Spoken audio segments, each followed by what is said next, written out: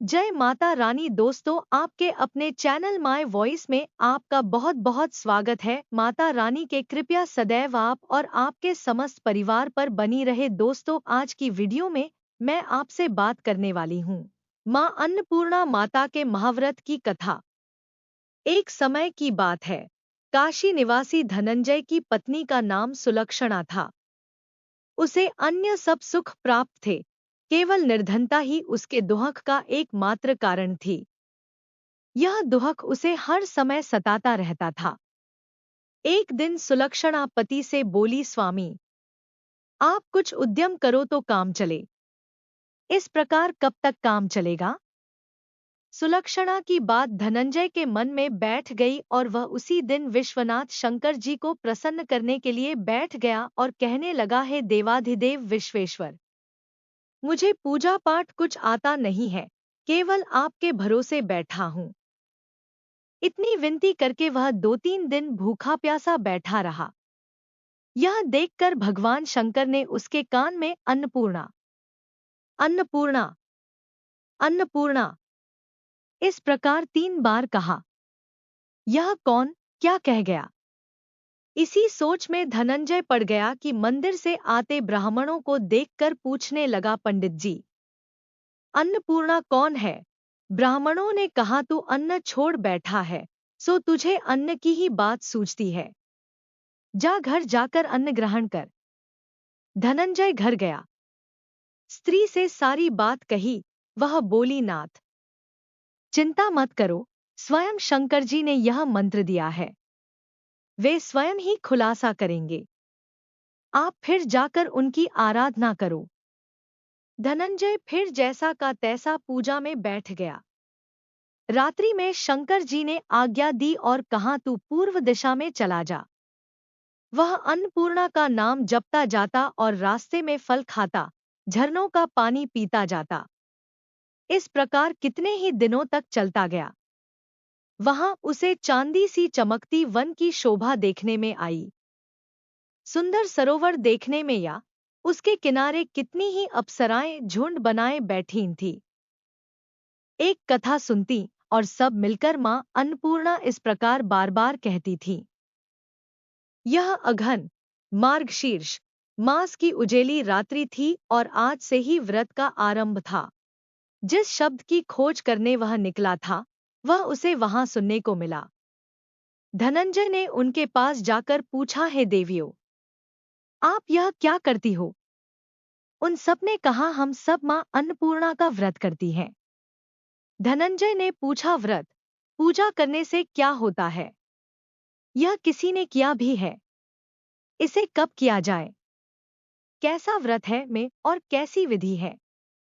मुझसे भी विस्तार से बतलाओ। वे कहने लगी, इस व्रत को सब कोई कर सकते हैं। 21 दिन तक के लिए 21 गांठ का सूत लेना चाहिए। 21 दिन यदि न बने तो एक दिन उपवास करें। यह भी न बने तो केवल कथा सुनकर प्रसाद लें। निराहार रहकर कथा कहें। कथा सुनने वाला कोई न मिले तो पीपल के पत्तों को रख सुपारी या घृत कुमारी, गुवारपाठ वृक्ष को सामने कर दीपक को साक्षी कर सूर्य, गाय, तुलसी या महादेव को बिना कथा सुनाए मुख में दाना न डालें। यदि भूल से कुछ पड़ जाए तो एक दिवस फिर उपवास करें। व्रत के दिन क्रोध न करें और झूठ न बोलें। धनंजय बोला, इस व्रत के करने से क्या होगा?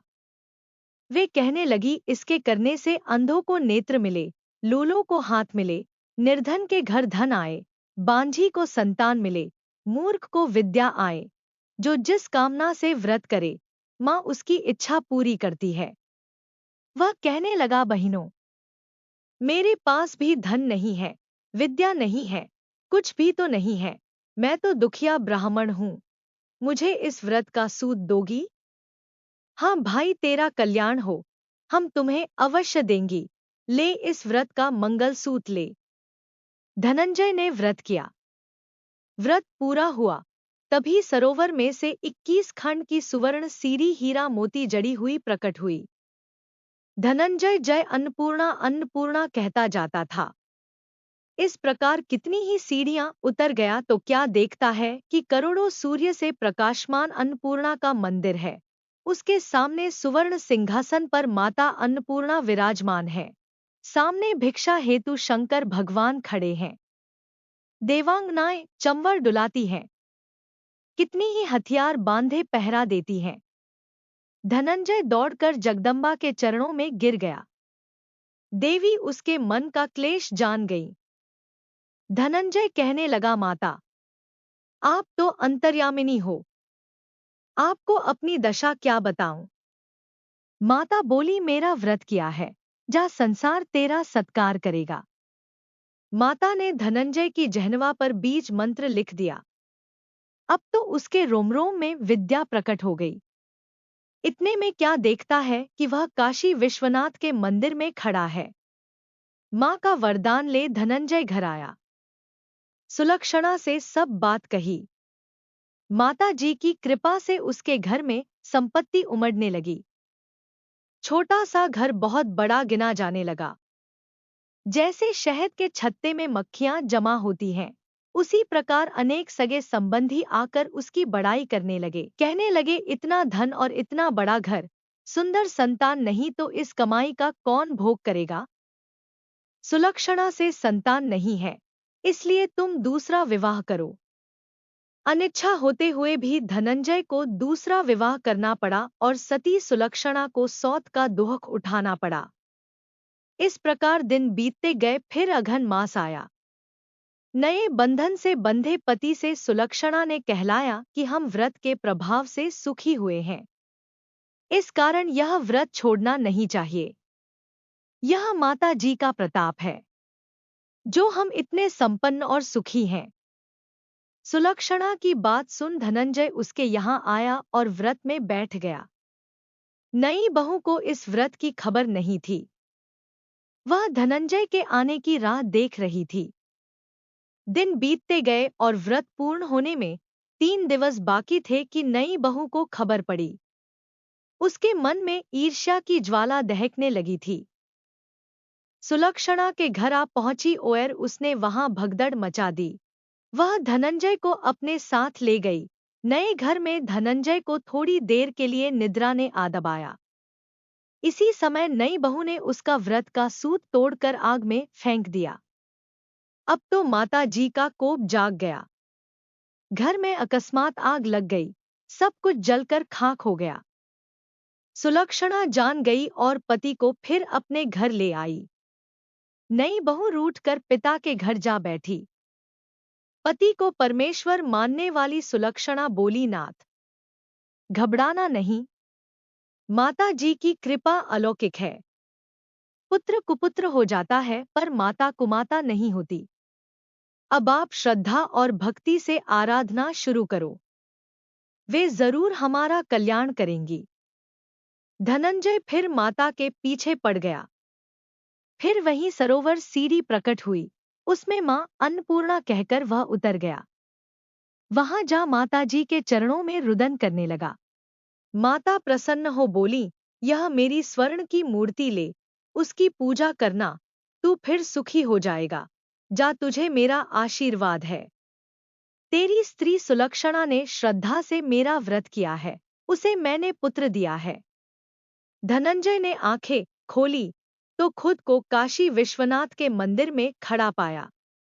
वहां से फिर उसी प्रकार घर को आया। इधर सुलक्षणा के दिन चढ़े और महीने पूरे होते ही पुत्र का जन्म हुआ। गांव में आश्चर्य की लहर दौड़ गई। इस प्रकार उसी गांव के निःसंतान सेठ के पुत्र होने पर उसने माता अन्नपूर्णा का मंदिर बनवा दिया।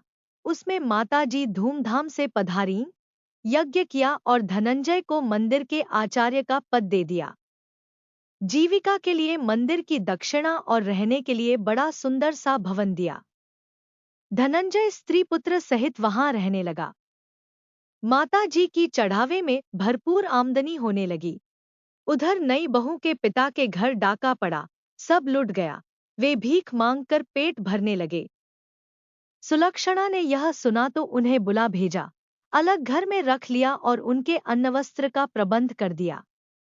धनंजय, सुलक्षणा और उसका पुत्र माता जी की कृपा से आनंद से रहने लगे। माता जी ने जैसे इनके भंडार भरे वैसे सबके भंडार भरे।